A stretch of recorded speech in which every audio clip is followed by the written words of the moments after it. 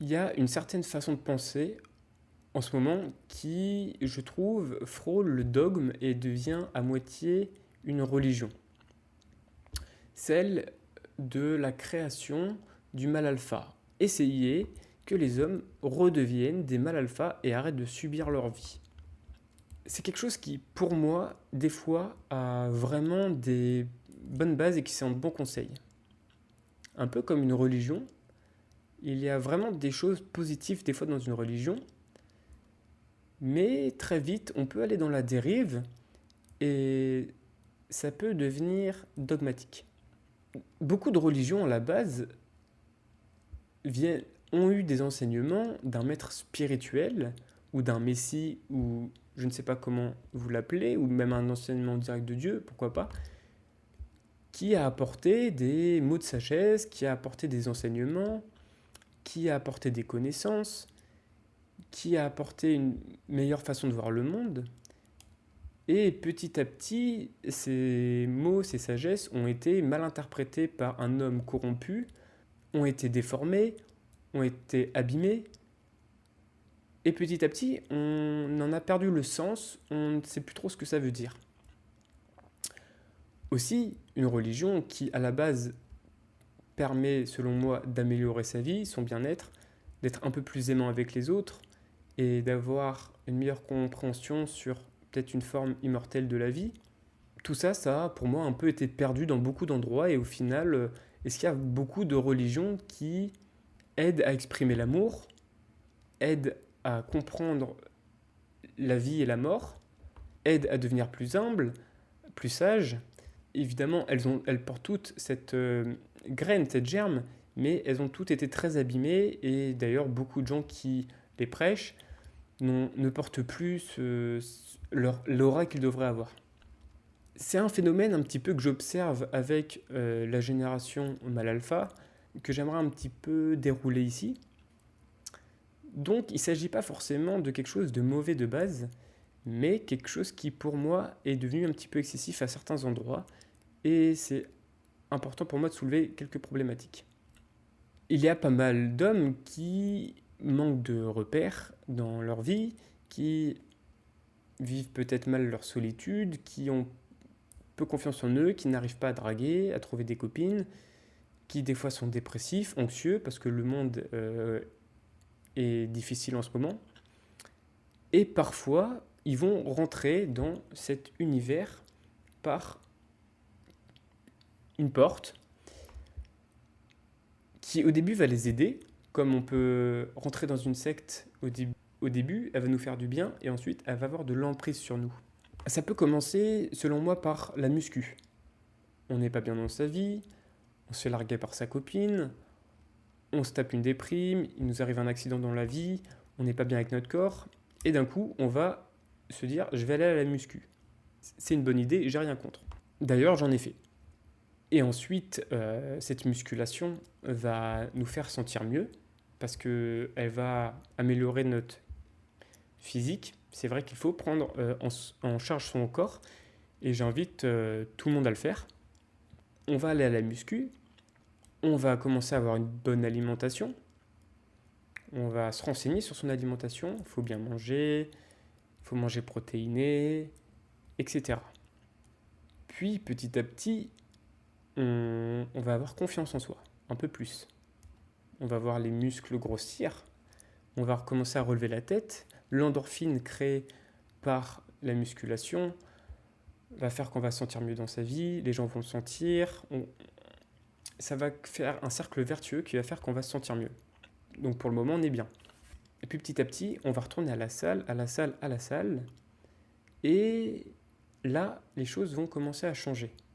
Parce qu'en fait, on a tellement associé la salle de muscu au bien-être et à notre physique, c'est-à-dire qu'en fait, on va finir par penser que c'est grâce à notre physique un peu plus gonflé qu'on est heureux et que les gens nous apprécient. Et on va commencer à créer une dépendance. Dépendant de notre nouveau physique et de la musculation. Qu'on appelle d'ailleurs des fois le temple. Quand on va à la salle, des fois on va au temple. Il y en a beaucoup qui disent que c'est une bonne addiction.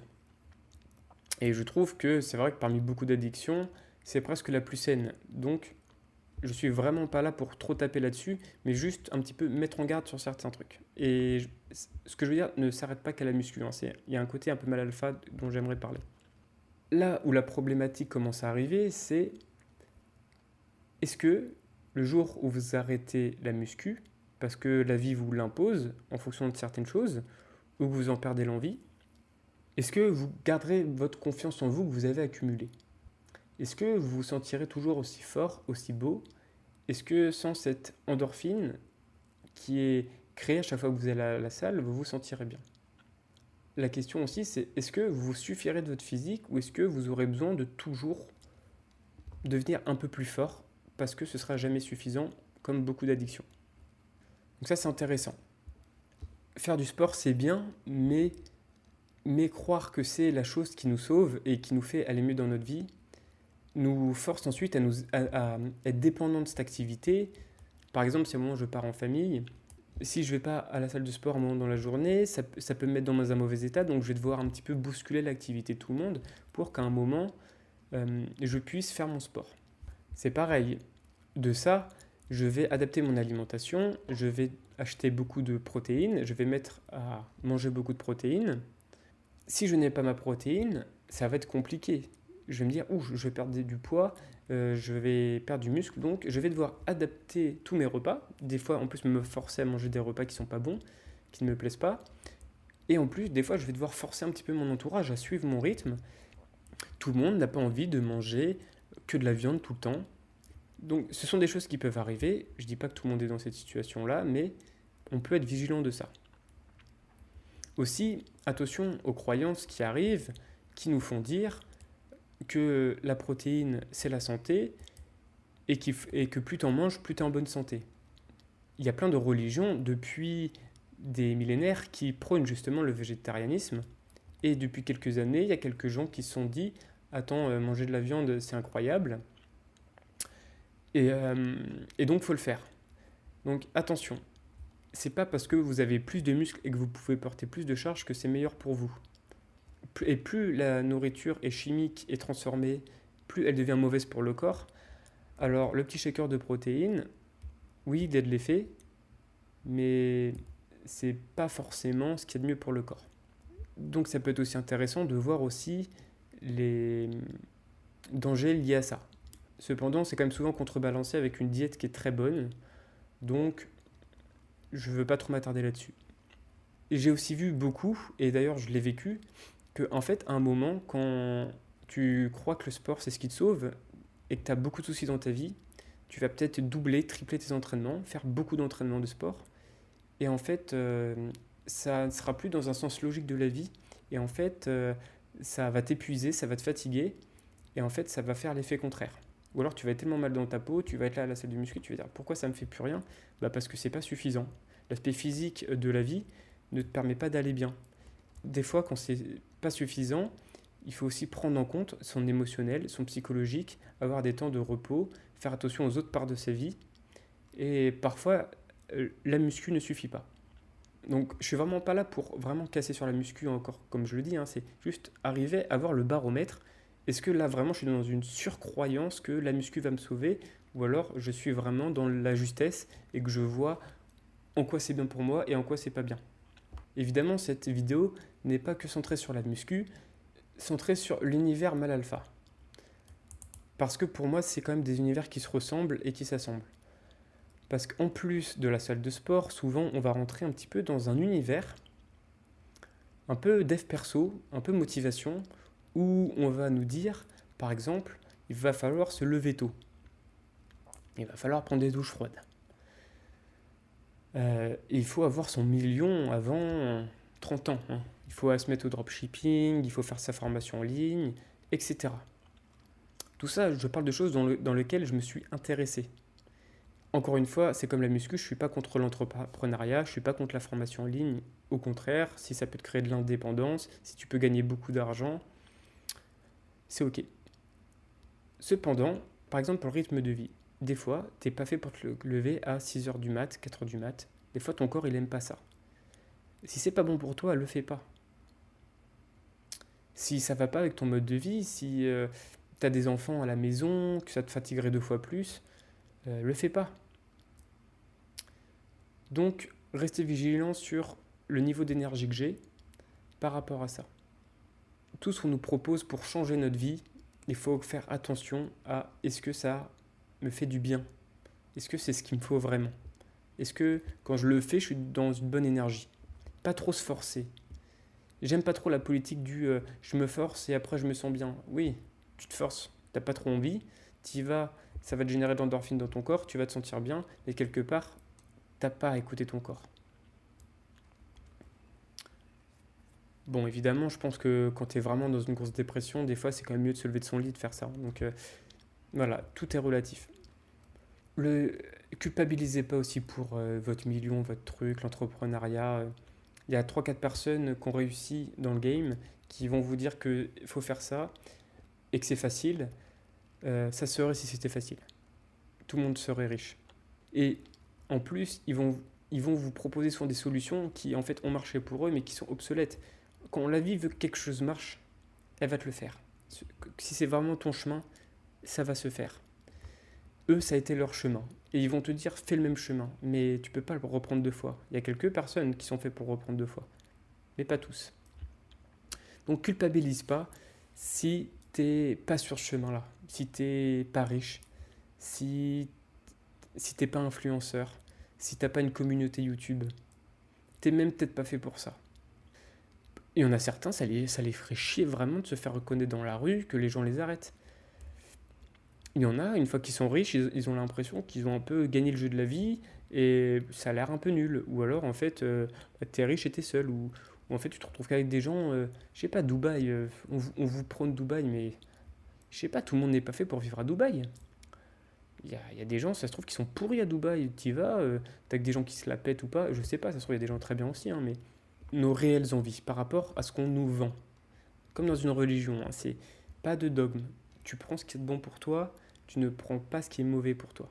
Ce qui est le plus important justement dans l'essence de ce que je veux dire depuis le début, c'est pas de dogme et la vie sur Terre nous propose plein de choses. On a plein de sports, on a une alimentation diversifiée, riche, on a plein de métiers, on a plein de gens, plein de relations différentes. Donc il y a plein de chemins à prendre. Et attention au chemin qu'on vous propose. Et je vois en ce moment qu'il y en a beaucoup qui prennent ce chemin-là, qui pensent qu'il n'y a que ça.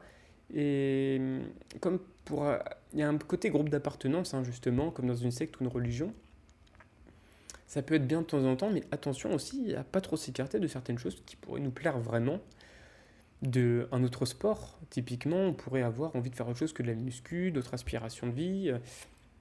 Ou alors là, je vois que ça s'étend un peu vers l'UFC. On nous propose un sport violent. Ça fait un peu gladiateur, quoi. Tu vas, tu regardes des gens se faire tabasser. C'est super violent. Il y en a qui sont pas faits pour aimer ça. Donc voir juste si vraiment ce qu'on nous propose, c'est vraiment quelque chose qui est bon pour nous. Oui, on peut, quand on va à la muscu, se sentir plus fort, ensuite se sentir un peu mal dominant. Oui, quand on se met au sport de combat, on a l'impression qu'on peut se défendre dans la rue. Et des fois, c'est vrai que, bon, avec la méchanceté des fois qu'il y a dans la rue, c'est vrai qu'on peut avoir l'impression d'être dans un monde d'insécurité. Et donc on peut se dire, je me sens mieux avec moi-même. Cependant, attention à ne pas se mettre à développer des pensées, lui je le défonce, lui je suis meilleur que lui, à devenir en fait un peu mauvais vis-à-vis de certaines choses, certains comportements qu'on adopte. Se mettre à se prendre pour les petits rois du monde, les mâles alpha. Et d'ailleurs, dans cet univers, on nous propose surtout d'être de gros dragueurs, de gros séducteurs, d'aller voir les filles dans la rue, de demander leur numéro. Et en fait, si tu ne le fais pas, c'est que tu n'as pas confiance en toi. En fait, pour avoir confiance en soi, il faut savoir draguer une fille. Mais pas du tout. Pas du tout. Des fois, c'est pas fait pour toi. Il y en a, ils sont faits pour ça. Ça leur va très bien, ils peuvent le faire. Et tant mieux pour eux. Je ne suis pas du tout contre ça non plus. La séduction, ça peut être une branche de vie qui peut être sympa à vivre. Cependant, c'est pas fait pour tout le monde. Si t'es pas séducteur, si ça te stresse d'aller voir un numéro, d'aller prendre un numéro, si tu ne ressens pas vraiment l'appel, le fais pas. T'as rien à prouver. Et en fait, Il y a tellement de gens qui ont fait des rencontres. La vie, quand tu dois vraiment rencontrer quelqu'un, elle ajuste les paramètres. Elle fait que c'est possible. Sinon, il y aurait que les gens qui ont confiance en eux qui sont en couple, et les gens qui n'ont pas confiance en eux sont tout seuls. Ben, c'est pas tout le temps comme ça. T'as pas que les mâles alpha qui sont en couple. Aussi là-dessus, c'est une activité qui peut être sympa de draguer, pourquoi pas avoir des relations plan cul ou trucs comme ça. Cependant, ne nous mettons pas la pression, ce n'est pas fait pour tout le monde. Tout le monde n'est pas fait pour ça. C'est pas grave si t'as pas un body count énorme. D'ailleurs, un body count, j'aime pas du tout le mot parce que on rencontre une âme et on parle d'un corps. Cependant, voilà, un body count énorme. Et c'est pas grave si tu vas pas voir des filles et leur demander leur numéro. Je dis pas que c'est bien ou mal, qu'il faut le faire ou pas le faire. C'est juste qu'il faut savoir où on en est et ce qu'on aime faire, vraiment. En dehors de tous ces dogmes. Tu n'as pas besoin de séduire tout le temps, d'être dragueur, de coucher tout le temps avec des filles quand t'es un mec. C'est faux. Un mec n'est pas une machine à sexe. Faut vraiment sortir ça de la tête aussi. Tu n'es pas une machine à fric, tu n'es pas forcément entrepreneur, tu n'es pas forcément fait pour ça. Par exemple, tu peux être quelqu'un qui est venu là pour aider les gens, tu peux être un pharmacien, tu peux être un infirmier. Bon, tu peux être un infirmier entrepreneur évidemment, mais voilà, t'es pas forcément venu sur Terre pour faire ton million. Et c'est ok. Tu peux être un artiste. On porte même pas tous forcément les énergies de l'entrepreneuriat. Il y a de tout. Il y a vraiment de tout. Et attention à l'excès de musculation et en faire la seule chose qui existe sur Terre. C'est pas vrai. Il y a plein de choses. Donc c'est bien de temps en temps, c'est bien un temps. Des fois c'est même très bien, c'est adaptable. C'est vrai que quand on travaille dans un bureau, c'est plus facile des fois d'être à la muscu parce qu'il y a des horaires et tout. Ça, franchement, je le conçois totalement. Je trouve que ça peut être bien. Attention juste de ne pas en faire une religion et attention à ce que si on te le retire, tu te sentes pas trop mal. C'est quelque chose d'important de pas trop miser la confiance qu'on gagne en soi sur la quantité de ses muscles. Parce que clairement, tous ceux qui gagnent des muscles là, à la muscu, c'est 2 mois, 2 mois pour tout perdre. Et une fois que tu as tout perdu, est-ce que tu t'aimeras toujours autant? Il faut pas que d'un coup tu te mettes à te dire je suis moche, machin truc, les filles ne m'aiment pas, etc. Il y a plein de filles qui sortent avec des mecs maigres. Hein. Ça ne vient pas du tout de là. On attire l'amour pas du tout avec le physique. On l'attire avec la vibration et l'énergie. Alors oui, c'est sûr que si tu penses que t'es moche et t'es trop maigre, t'arriveras pas à pécho. Tu vas aller valider ta croyance et tu vas te forcer à te rebuter à la salle de muscu alors que ça se trouve tu peux vraiment pas trop le faire dans ton emploi du temps ou d'un point de vue financier. Comme partout, il y a des gens bien, il y a des gens moins bien, mieux intentionnés que d'autres, et dans tous enseignements, il y a des choses à prendre et des choses à délaisser. Donc juste aussi, quand vous avez une sorte d'enseignant mal alpha qui vont vous dire comment se comporter en tant qu'homme, prenez ce qu'il y a à prendre et enlevez ce qu'il y a à enlever. Attention à l'énergie négative des choses et voir où est-ce que vous apprenez à devenir un petit peu plus sombre que ce que vous êtes. Attention à ne pas croire aussi que vous avez forcément besoin de vivre tout ce qu'on vous propose. C'est faux. Voilà, c'est très subtil un petit peu ce que je raconte parce que je trouve que c'est un petit peu un ennemi invisible qui se crée où on commence à avoir un mode de vie de l'homme, de ce que doit vivre un homme, un parcours déjà tracé qui fait redevenir un petit peu trop masculin. Et pour moi, attention encore une fois à ne pas s'écarter trop de soi-même. Presque tous les trucs où on te pousse un peu trop, tu dois te faire du mal, c'est que quelque part, c'est pas très bon. Si tu dois trop manger, à que ça t'écœure. Si tu dois trop travailler, à que ça te fatigue et que ça te surménage. Si tu dois avoir trop de relations et que ça te fatigue, c'est que quelque part, tu as besoin d'en faire moins. Parfois, on va vous proposer des méthodes où vous allez devoir trop donner de vous-même, vous allez devoir vous fatiguer, et c'est pas bon pour soi. Il faut aussi toujours se reconnecter à ses rythmes intérieurs et pas forcément aux solutions qu'on nous propose à l'extérieur. En s'écoutant, est-ce que ça me fatigue trop ou pas? Tout ça, c'est un équilibre à trouver. Et attention, du coup, quand vous rentrez dans toute cette façon de penser, à ne pas trop donner de vous et croire que c'est comme ça que vous allez devenir riche ou devenir plus beau ou avoir plus de copines, parce qu'en fait, plus tu es fatigué, moins tu as d'énergie, moins tu peux faire de trucs. L'idée, c'est de trouver un équilibre. Il y a vraiment des choses bien, vraiment. Je le souligne vraiment encore une fois. La muscu à petite dose, l'effort, c'est bien. Une bonne alimentation, c'est bien. Entreprendre, c'est bien.